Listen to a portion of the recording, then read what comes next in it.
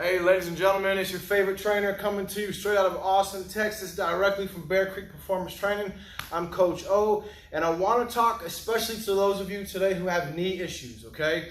I'm going to show you 3 awesome no-impact movements that'll help strengthen not only the knee joint, but also the hip and ankle as well, okay? Really stabilize and strengthen the integrity of those joints, right?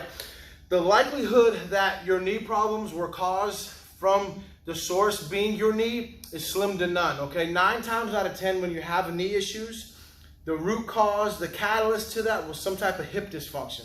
So we want to help strengthen your hips and ankles as well, because that can also then lead to some chronic pains in your ankles and or injuries down the road, all right? So the first two movements are going to be some type of balance, okay? The first one being back flat, chest out. We're going to start off on our left leg, okay? Hands on our hips. If you have to, grab something to give you some extra stability, all right? But if you feel confident, then pick that right leg up, hands on your hips. Slight knee bend on that left leg. We don't want to lock it out, okay? Pull those hips back, weight on that heel, okay? Abs engaged. We're going to raise that right leg straight up, then straight to the side. Don't turn that foot out just yet, okay? We're going to keep it pointing forward, drive it through that heel as it comes out, and then the third one, then we rotate out and point it out, okay? That's 1. Straight up, straight to the side, and then rotate out. Again, stay on that heel, okay? Slight knee bend, all right? And then you'll switch legs. Back flat, chest out, boom. Slight knee bend, weight on that heel, raise straight up. Don't let that foot turn out just yet. And the third one is where you rotate out, okay?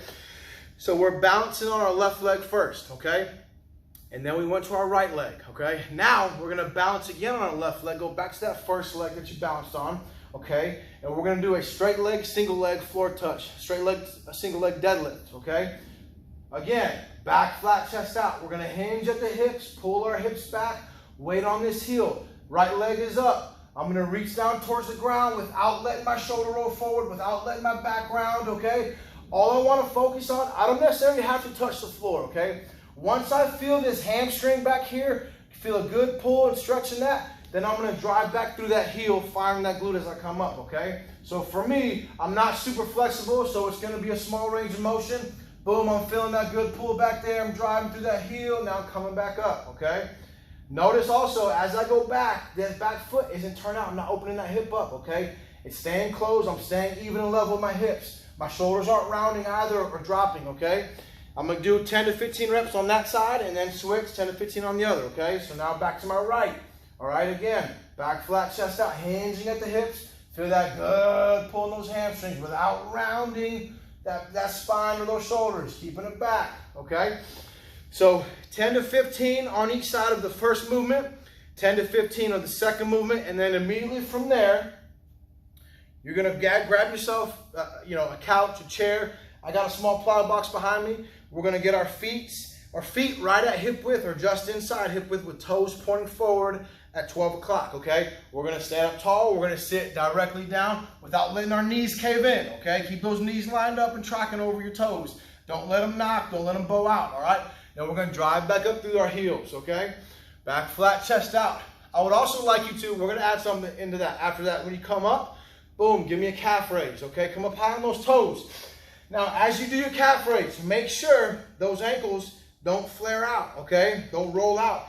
How to prevent that is as you come up onto those toes, keep your weight on that big toe, okay? That'll help keep those ankles lined up with your hips and toes, okay? Hips and knees, I'm sorry. All right, guys, so 10 to 15 of the first, do left leg, right leg. 10 to 15 of the next, left leg, right leg. That way each leg gets to rest for a quick second, okay? Before you go back to it. Very important that we work on this balance and stuff, because a lot of times you probably only have one knee that's worse than the other. And anytime you do nothing but both legs at the same time, that leg is the opposite one is likely compensating, and it's going to further cause more problems and further more dysfunctions, okay? So we want to work on one leg at a time and then finish off where we're doing something on both, okay? Guys, hope you enjoyed this. Much love. Give me some feedback. Let me know how it goes.